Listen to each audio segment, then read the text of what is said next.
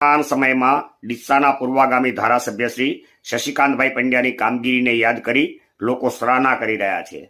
તાજેતરમાં નાયબ મુખ્યમંત્રી શ્રી અને ગૃહમંત્રી હર્ષ સંઘવી દ્વારા ડીસાના ધારાસભ્ય અને મંત્રી શ્રી પ્રવીણભાઈ માળીને શશિકાંતભાઈ પંડ્યાની કામગીરીમાંથી પ્રેરણા લેવા અપાયેલી શીખને પણ લોકો ચર્ચા કરતા જોવા મળી રહ્યા છે.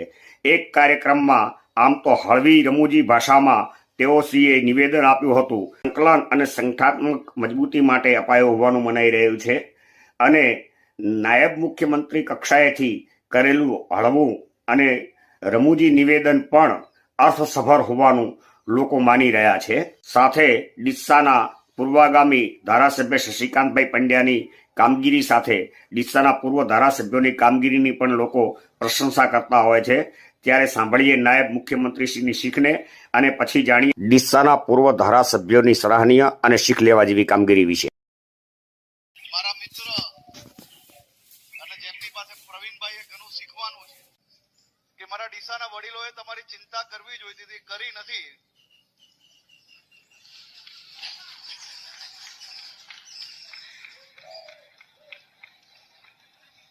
અમારા શશિકાંતભાઈ જ્યારે ગાંધીનગર આવે તો સમાજનું, લોકોનું, બધા જ લોકોના કામ લઈને આવતા હોય. ત્યારે આપણે જાણીશું એ ધારાસભ્ય વિશે કે જેમના સગા સંબંધીઓ લૂંટની ફરિયાદ કરાવવા ગયા અને છતાં એવી ખોટી ફરિયાદ થવા નથી દીધી.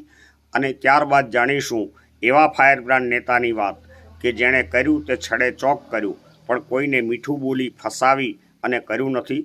અને હિન્દુ સમાજના નેતા તરીકે તેઓ ઇતર વર્ણ સાથે લઈ ચાલનાર નેતા તરીકે પ્રસ્થાપિત થયા અને તેઓની સરાહના થઈ રહી છે. અને ત્રીજી વાત કરીશું આપણે એવા નેતાની કે જેમણે સમાજને ખમીરવંતો બનાવ્યો અને સરપંચને કહ્યું કે રોડ રસ્તાઓ નહીં પણ પ્રથમ સ્કૂલ બનાવો. એવા નેતાની વાત કરીશું. જ્યારે આપણે જાણીશું કે લોકોને પાણીની જ્યારે જરૂરત હતી ત્યારે પ્રાથમિક જરૂરિયાતો પૂરી કરી અને એ ધારાસભ્યે માત્ર કાર્યકર્તાઓ નહીં પણ પોતાની પાછળ આખા નેતાઓની ફોજ ઊભી કરી હતી. તે બાબતે જાણીએ વિસ્તૃત. લીલાધરભાઈ વાઘેલા શિક્ષક હતા, પત્રકાર હતા અને સમાજસેવક હતા. તેઓને શિક્ષિત બનવા માટે પ્રેરિત કરતા હતા.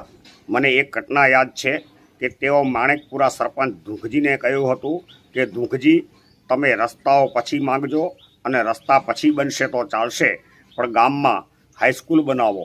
આવી રીતે તો તેઓએ અનેક લોકોને પ્રેરિત કરી અને શિક્ષણની જ્યોત પ્રજલાવી હતી. લીલાધરભાઈ વાઘેલા પોતાનું એક સાપ્તાહિક ચલાવતા હતા અને જે સાપ્તાહિકમાં સ્વૈચ્છિક કોઈ 1000, 1500ની અથવા 2000ની જાહેરાત આપે તો તે છાપતા હતા. તેઓ મંત્રી અને ધારાસભ્ય હોવા છતાં પણ તેઓએ ક્યાંય સરકારના નાણાંનો પણ ગેરઉપયોગ કર્યો ન હતો. પોતાના કપડા ઉપર એક પણ ભ્રષ્ટાચારનો દાગ પડવા દીધો ન હતો અને તેઓ પ્રજાને ખમીરવંતી બનાવવા માટે જીવનભર ઝઝૂમ્યા હતા. ત્યારે શિક્ષણ પ્રેમી લીલાધરભાઈ વાઘેલા ભ્રષ્ટાચારથી દૂર રહ્યા તે સરાહનીય છે અને અનુકરણીય છે. અનુકરણ થાય કે ન થાય પરંતુ સરાહના તો કરવી જ રહી. વાત કરીએ આપણે ગોવાભાઈ દેસાઈની કે જેઓ આજથી 3-4 દાયકાઓ પૂર્વે નવસારીમાં હીરાનો કારોબાર ચલાવતા હતા અને બનાસકાંઠા જિલ્લા પંચાયતની ચૂંટણી લડી રહ્યા હતા. તે સમયે રબારી સમાજના અને પ્રજાપતિ સમાજના અમુક મિત્રો એ એન્જોય કરવા માટે પાર્ટી કરેલી અને તેઓની બેઠકમાં બખેડો થયેલો અને ત્યારબાદ રબારી સમાજના અમુક મિત્રો જલાલપુર પોલીસ સ્ટેશને જઈ અને અરજી આપી અને લૂંટની ફરિયાદ નોંધાવવાની તજવીજ હાથ ધરેલી હતી. જે બાબતે તે વખતના રાજકીય અગ્રણી ગોવાભાઈ દેસાઈને જણાવતા તેઓએ આ ફરિયાદ થવા દીધી ન હતી અને પોતાના સંબંધીઓ હોવા છતાં તેઓને તેમણે કહ્યું હતું કે સત્તાનો દુરુપયોગ કરી અને આપણે કોઈ નિર્દોષો ઉપર ખોટી ફરિયાદો કરીએ તે યોગ્ય નથી. અને એટલે ગોવાભાઈ દેસાઈ એ સમયથી લઈ આજ સુધી કોઈ પણ લોકોની ઉપર ખોટી ફરિયાદો, ખોટા ડખાઓ અને ખોટું કશું કર્યું નથી.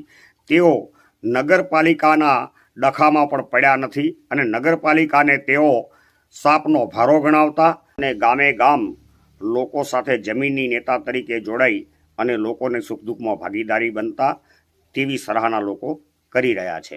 આપણે વાત કરીએ સ્વર્ગસ્થ શ્રી ગોરધનજી માળીની તો તેઓશ્રીએ લોકોને પ્રાથમિક જરૂરિયાત પાણી અને પાણીના સંપો અને પાણીના બોરોની સુવિધાઓ પૂરી પાડી હતી. તેઓ પણ લોકો અને જમીનની સાથે જોડાયેલા હતા. તેઓએ કાર્યકર્તાઓની ફોજ સાથે નેતાઓની ફોજ બનાવી હતી. સ્વર્ગસ્થ ભગવાનભાઈ વીરાભાઈ, મગનભાઈ દેસાઈ જેવા અનેક કાર્યકર્તાઓ તેમણે નેતા બનાવ્યા હતા. તેઓ પ્રજાના કાર્ય માટે હંમેશા તત્પર રહેતા અને કાર્યકર્તાઓને અડધી રાત્રે પણ કામમાં આવતા. ત્યારે ગોરધનજી માળીની પણ સરાહના લોકો કરી રહ્યા છે. હવે આપણે વાત કરીએ ડીસાના ધારાસભ્યના પૂર્વગામી ધારાસભ્ય શ્રી શશિકાંતભાઈ પંડ્યાની. તેઓની કામગીરીને યાદ કરી લોકો અત્યારે પ્રશંસા કરી રહ્યા છે. જેમાં લોકો જણાવી રહ્યા છે કે શ્રી શશિકાંતભાઈ પંડ્યાએ અમારા વિસ્તારમાં રોડ, રસ્તા, પાણી, વીજળી અને તમામ સુવિધાઓ પહોંચાડવા માટે પ્રયત્નશીલ રહેતા હતા.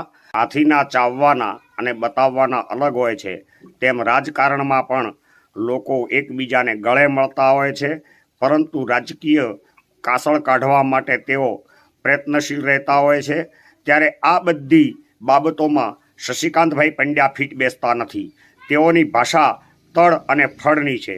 તેઓ જેવું મોઢે બોલે, જેવું મનમાં હોય તેવું જીભ ઉપર હોય, અને જેવું જીભ ઉપર બોલે તેવું લોકોને સંભળાય અને તેઓ ક્યાંક કડવા પણ લાગે. પરંતુ શશિકાંતભાઈ પંડ્યાએ કોઈને સાથે વખાણ કરી, બનાવટ કરી અને પછી કોઈના સાથે દગો કર્યો હોય તેવું બનવા પામ્યું નથી. ત્યારે નાયબ મુખ્યમંત્રીશ્રીના નિવેદનને લઈ વર્તમાન સમયમાં ડીસાના નગરવાસીઓ, તબીબી આલમમાંથી બુદ્ધિજીવીઓ વગેરે અનેક લોકો શ્રી શશિકાંતભાઈ પંડ્યાની કામગીરીની પ્રશંસા કરતા જોવા મળે છે. તેઓ શશિકાંતભાઈ પંડ્યાને જાંબાજ, ફાયરબ્રાન્ડ અને નિખાલસ નેતા તરીકે વર્ણવે છે. જ્યારે વર્તમાન સમયમાં સરકારની સિંચાઈની કામગીરીને લઈ, નર્મદાના નીરથી તળાવો ભરવાની કામગીરીને લઈ ગ્રામ્ય વિસ્તારના લોકો વર્તમાન ધારાસભ્ય પ્રવીણભાઈ માળીની પણ સરાહના કરતા જોવા મળે છે. તો બીજી બાજુ ડીસા નગરપાલિકાને લઈ ચાલી રહેલ અનેક તર્ક વિતર્કો સાથે ધારાસભ્યશ્રીની કામગીરીનું મૂલ્યાંકન લોકો નગરપાલિકાની કામગીરીને લઈને પણ કરતા જોવા મળે છે.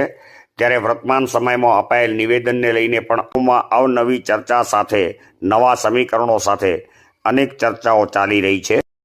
ત્યારે ડીસામાં સર્વાધિક લોકપ્રિય કામગીરી શ્રી શશિકાંતભાઈ પંડ્યાની લોકો ગણાવી રહ્યા છે.